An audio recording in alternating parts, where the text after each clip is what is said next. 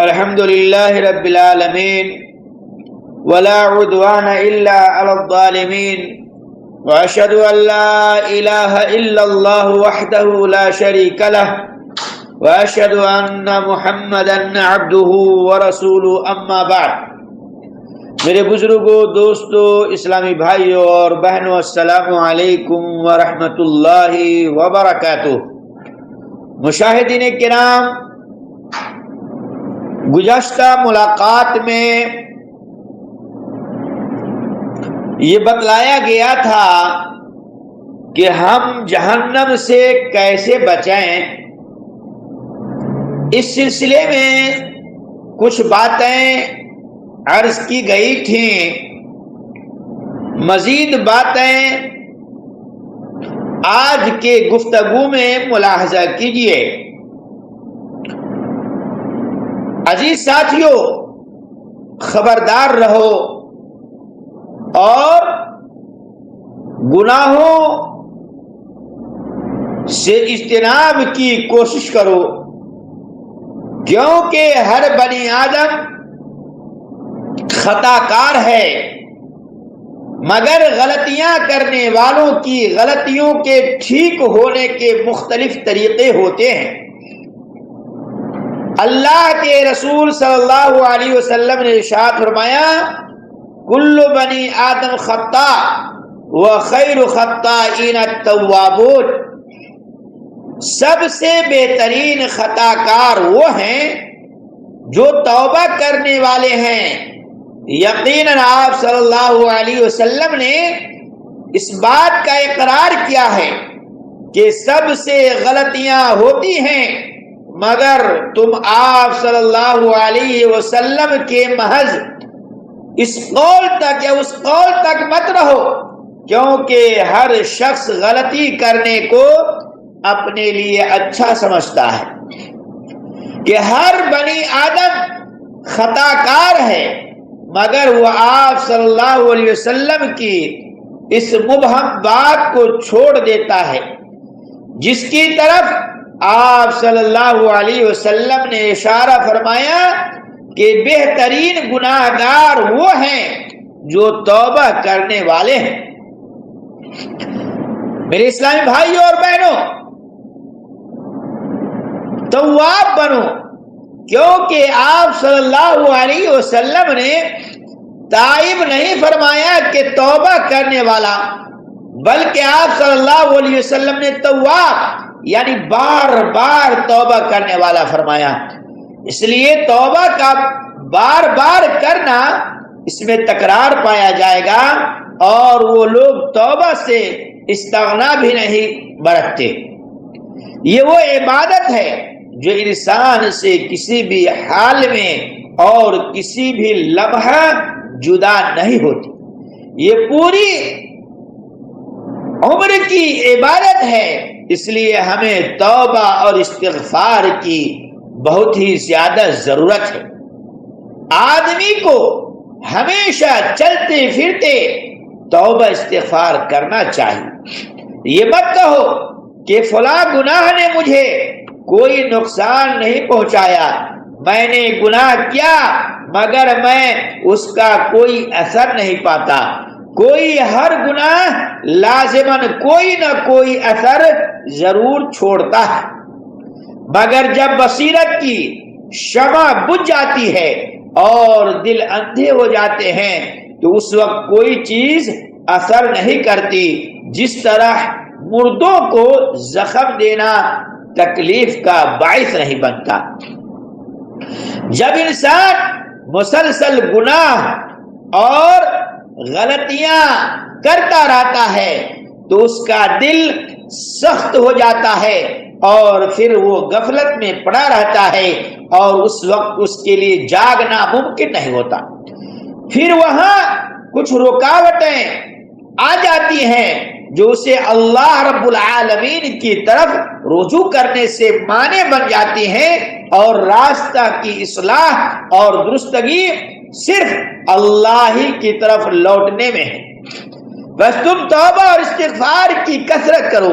محمد بن عبداللہ صلی اللہ علیہ وسلم لوگوں میں سب سے زیادہ پاکیزہ دل والے اور لوگوں میں سب سے زیادہ اللہ کے قرب و اطاعت والے، سب سے زیادہ تقوی والے اور اللہ کے اوامر پر سب سے زیادہ کھڑے ہونے والے۔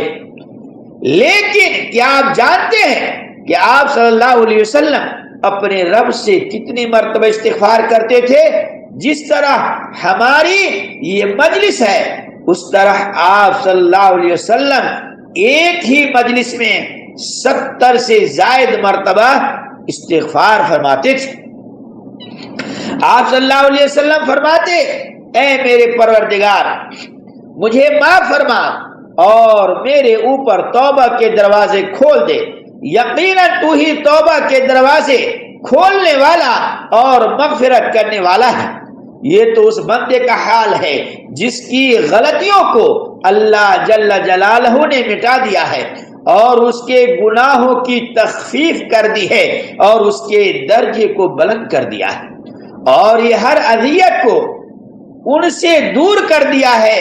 اور آپ صلی اللہ علیہ وسلم ان سب کے باوجود ایک مجلس میں 70 مرتبہ سے زائد استغفار کرتے تھے۔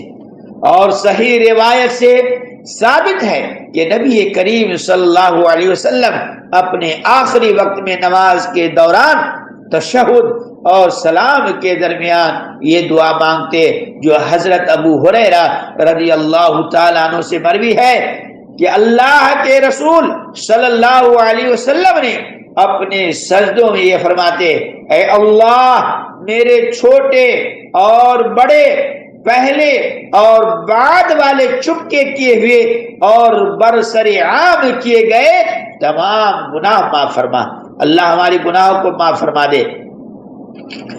آپ صلی اللہ علیہ وسلم گناہوں اور خطاؤں سے مغفرت طلب کرتے ہوئے وسعت اختیار کرتے تھے تاکہ اس میں تمام چھوٹے اور بڑے گناہ آ جائیں۔